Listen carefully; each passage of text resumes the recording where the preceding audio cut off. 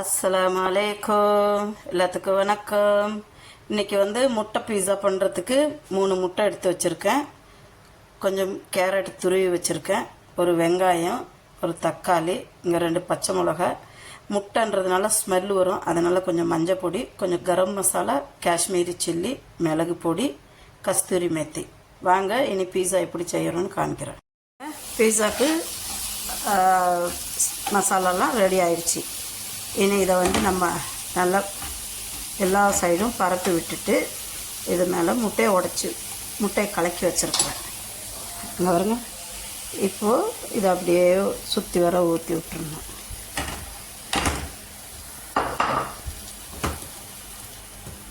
ஊற்றி மூடி வச்சிட்டிங்கன்னா பீஸா ரெடி.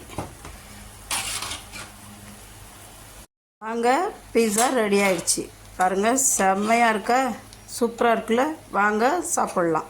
பிடிச்சிருந்தா ஷேர் பண்ணுங்கள், சப்ஸ்கிரைப் பண்ணுங்கள், மறந்துடாதீங்க. உங்கள் சேனல் மிக்சிங் சேனல் கமெண்ட் பண்ணுங்கள். வாங்க சாப்பிட்லாம்.